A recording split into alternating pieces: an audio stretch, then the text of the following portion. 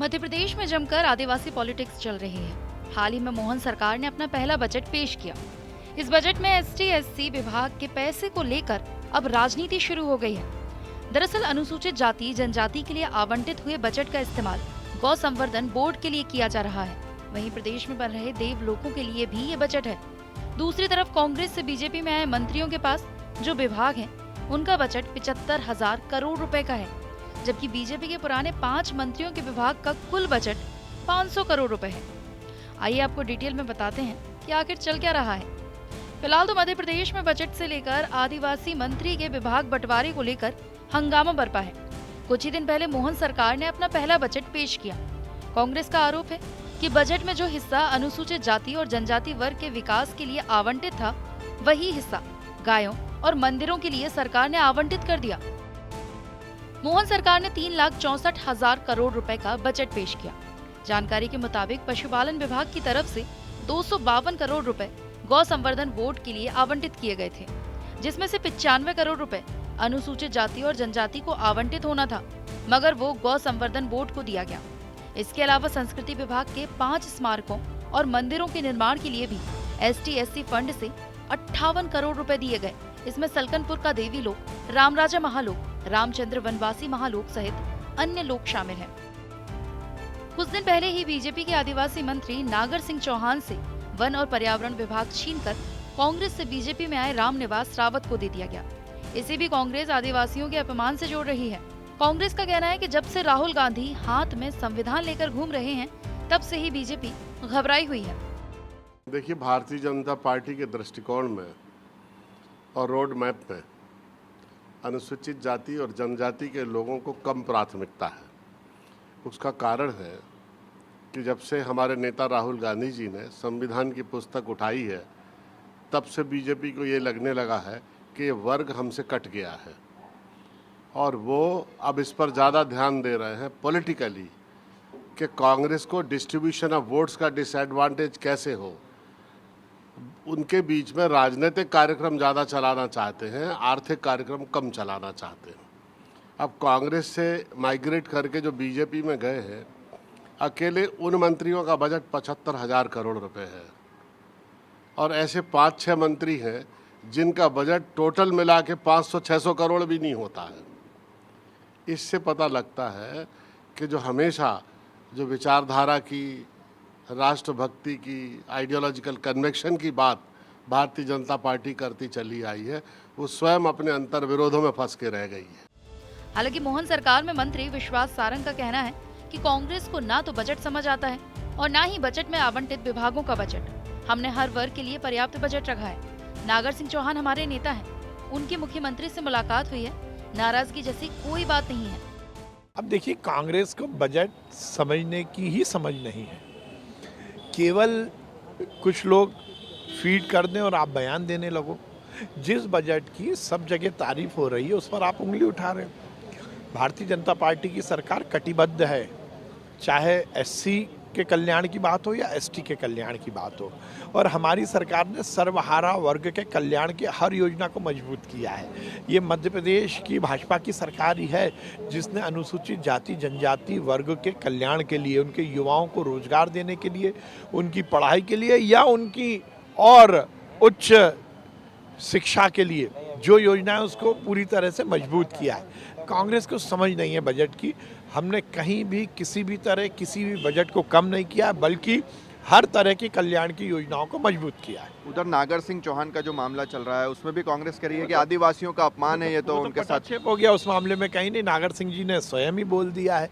अब खुद तो कुछ करना नहीं है कांग्रेस को अब जबरदस्ती की बातें कर रही हैं, आदिवासी कल्याण की बात कर रही है। तो ये बताएं ना कि कांग्रेस ने राष्ट्रपति द्रौपदी मुर्मू जी के उम्मीदवारी का विरोध क्यों किया था?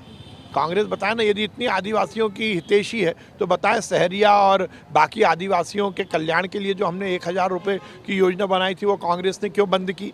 केवल बातें करने से काम नहीं चलेगा। भारतीय जनता पार्टी आदिवासियों के कल्याण के लिए, अनुसूचित जाति जनजाति के कल्याण के लिए, सर्वहारा वर्ग के कल्याण के लिए, चाहे वो पिछड़ा वर्ग हो या सामान्य वर्ग हो, सबके कल्याण के लिए कटिबद्ध है और हम काम कर रहे हैं। क्योंकि रामनिवास रावत जी कांग्रेस से बीजेपी में आए हैं, वन मंत्री, बड़ा विभाग मिला है। सर, सवाल कुछ ऐसे नेता हैं कांग्रेस से जो बीजेपी में आए, चाहे वो प्रद्युमन सिंह तोमर हो, तुलसी सिलावट हो, मुझे लगता है ये 75,000 कोई ये विषय नहीं है। जो भारतीय जनता पार्टी के साथ है वो भाजपा का कार्यकर्ता है, और भारतीय जनता पार्टी की रीति नीति, भारतीय जनता पार्टी के सिद्धांत, नरेंद्र मोदी जी का नेतृत्व स्वीकार करके ही सभी लोग आए, और ये तो हमने उनको स्वीकार किया ना। अब हम बोले हम 2-2, 3-3, 4-4 चुनाव लड़ लिए और उसके बाद आप प्रश्न चिन्ह लगाएंगे, ये ठीक नहीं है। भारतीय जनता पार्टी में वो लोग हैं जो देश को प्यार करते हैं। पद के लिए कोई नहीं आया है, पद पाने के लिए कोई नहीं आया, एक विचार से प्रेरित होकर आए। इस बजट की अदला बदली में एक मुद्दा ये भी है कि कांग्रेस से बीजेपी में आए नेताओं के पास जो विभाग हैं, उनका बजट बीजेपी के पुराने नेताओं के पास जो विभाग हैं, उसमें बेहद अंतर है। कांग्रेस यहाँ भी समझौते की राजनीति का आरोप लगा रही है, इसे भी पहले समझ लीजिए। 2020 में ज्योतिरादित्य सिंधिया के साथ कांग्रेस से बीजेपी में शामिल हुए मंत्रियों के पास कई अहम विभाग हैं। इन मंत्रियों के पास कुल 75,000 करोड़ रुपए का बजट है। इसमें मंत्री हैं तुलसी सिलावट, गोविंद सिंह राजपूत, प्रद्युमन सिंह तोमर, एदल सिंह कंसाना, राव उदय प्रताप सिंह के पास बड़े विभाग हैं। वहीं बीजेपी के पुराने नेताओं के पास जो विभाग हैं, उसमें 5 मंत्रियों के विभाग का कुल बजट 500 करोड़ रुपए है। मंत्री राकेश शुक्ला के पास नवीन और नवीनीकरण ऊर्जा विभाग है, जिसका बजट 64 करोड़ रुपए है। मंत्री दिलीप जायसवाल, गौतम टेटवाल, नारायण सिंह के विभागों का बजट 153 करोड़ और 230 करोड़ रुपए है। कांग्रेस इसे लेकर भी आरोप लगा रही है कि बीजेपी आदिवासियों का अपमान, अनुसूचित जाति और जनजाति से नफरत करती है। यहाँ तक कि कांग्रेस से आए मंत्रियों को मलाईदार विभाग तक दे दिया, जिसका बजट 75,000 करोड़ रुपए है।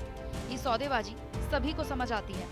देखिए, भारतीय जनता पार्टी SC/ST विरोधी पार्टी है, अनुसूचित जाति जनजाति वर्ग की विरोधी है भारतीय जनता पार्टी। ये अब स्पष्ट होता जा रहा है। पहले तो आप SC/ST वेलफेयर की जो स्कीम्स के लिए बजट है उसमें से काट के आप पशुपालन की तरफ डाइवर्ट कर रहा हो, गाय के संबंध में और देवलोक के संबंध में। ये साफ बताता है कि भारतीय जनता पार्टी के लिए प्राथमिकता पे SC/ST नहीं है, बल्कि ये विरोध में उतरे हुए हैं उनके। दूसरी बात, नागर सिंह चौहान जी आदिवासी वर्ग से आने वाले नेता, आरक्षित वर्ग से आने वाले नेता इतने मुकर होंगे, मजबूर होंगे इस्तीफ़ा देने पे, पत्नी का भी इस्तीफ़ा कराने पे सांसद के तौर के ऊपर। तो यही बताता है कि भारतीय जनता पार्टी में कोई सम्मान नहीं है आदिवासी वर्ग के लिए। SC/ST वर्ग को भारतीय जनता पार्टी हीन भावना से देखती है, और यही वजह है कि भाजपा को आज वो दूर होता हुआ अपने आप से कर रहे हैं। नागर सिंह चौहान जी की बात भी स्पष्ट है, जो भारतीय जनता पार्टी में कांग्रेस से गए हुए नेता हैं, जो मंत्री बने हैं, उनका 75,000 करोड़ तक का बजट है तीनों का मिला के, और बाकी मूल भाजपाइयों का इससे बहुत कम है बजट सबका मिला के। तो ये क्या हो रहा है भारतीय जनता पार्टी में? सौदेबाजी हो रही है, सौदेबाजी की भेंट चढ़ी पार्टी है, और हीन भावना लेके चल रही है SC/ST समुदाय के लिए, ये स्पष्ट हो गया। इस मामले में मंत्री नरेंद्र शिवाजी पटेल का कहना है कि ऐसी कोई बात नहीं है, वो लोग कांग्रेसी थे, अब तो वो बीजेपी के हैं, इसमें कांग्रेस की क्या बात है? ना देखिए, कल माननीय मुख्यमंत्री जी के साथ में, माननीय प्रदेश अध्यक्ष जी के साथ में, संगठन महामंत्री जी के साथ में जो वीडियो भी है, पिक्चर्स भी, सबको दिख रहा है कि भारतीय जनता पार्टी के अंदर पारिवारिकता है, और परिवार भाव से सारे विषय सुलझ गए हैं, सुलझे हुए हैं। जो बजट आया है उसमें एक चीज़ निकल कर आई है कि जो मध्य प्रदेश का बजट था कि ST/SC को लेकर जो बजट था वो गौ संवर्धन बोर्ड को शिफ्ट किया गया है, गायों के लिए काम आएगा, और साथ ही साथ जो मध्य प्रदेश में देवलोक बन रहे हैं, मंदिर बन रहे हैं, उसके निर्माण में इसको लेकर भी कांग्रेस कह रही है कि ये काफ़ी गलत है। कांग्रेस का बिल्कुल मिथ्या आरोप है। अनुसूचित जाति, अनुसूचित जनजाति, अन्य पिछड़ा वर्ग इत्यादि के लिए जो भी बजट के प्रावधान पूर्व में थे वो पूर्ववत हैं, और बल्कि और ज़्यादा उसकी दिशा में भारतीय जनता पार्टी आगे काम कर रही है। इस तरह के मिथ्या आरोप लगाकर कांग्रेस, मैं समझता हूँ कि झूठी राजनीति ना करे तो अच्छा रहेगा। और एक आखिरी सवाल सर, जो कांग्रेस से बीजेपी में आए हैं, चाहे वो तुलसी सिलावट हो, प्रद्युमन सिंह तोमर हो, रामनिवास रावत हो, इन सभी के विभागों का बजट देखें तो तकरीबन 75,000 करोड़ होता है, और जो बीजेपी के नेता रहे हैं, किसी का 64 करोड़ है, किसी का 250 करोड़ है, तो ये चीज़ें क्यों? ना देखिए, इस तरह से तो मैं नहीं समझता कि किसी चीज़ का विश्लेषण किया जा सकता है। अब जो भारतीय जनता पार्टी के अंदर है वो सब भारतीय जनता पार्टी के कार्यकर्ता हैं, और सभी एक ही दृष्टि से देखते हैं। मैं समझता हूँ इस तरह से विश्लेषण करना उचित नहीं है। कुल मिलाकर प्रदेश के आदिवासियों को लेकर राजनीति हो रही है। फिलहाल सरकार देवलोकों के निर्माण में व्यस्त है, लिहाजा जिस विभाग से भी बजट को शिफ्ट करना पड़ रहा है, सरकार कर रही है। मध्य प्रदेश में जमकर आदिवासी पॉलिटिक्स देखने को मिल रही है, जहां एक तरफ अनुसूचित जाति और जनजाति को मिलने वाले बजट में कटौती कर गौ संवर्धन बोर्ड को उसका बजट दे दिया गया है, तो दूसरी तरफ बीजेपी के आदिवासी नेता नागर सिंह चौहान से 2 विभाग लेकर कांग्रेस से आए नेता रामनिवास रावत को दे दिए गए हैं। यही नहीं, कांग्रेस का तो आरोप है कि जितने भी कांग्रेस से नेता बीजेपी में गए हैं उन्हें मलाईदार विभाग दिए गए हैं। कहीं न कहीं ये समझौते की राजनीति मध्य प्रदेश में चल रही है। हालांकि बीजेपी का इन सारे आरोपों पर कहना है कि मध्य प्रदेश में सारे जाति धर्म को लेकर सरकार बेहतर कार्य कर रही है। वहीं जो भी नेता कांग्रेस से बीजेपी में आए हैं अब वो बीजेपी के नेता हैं। कैमरा पर्सन मुकेश के साथ शुभम गुप्ता, TV9 भारतवर्ष, भोपाल।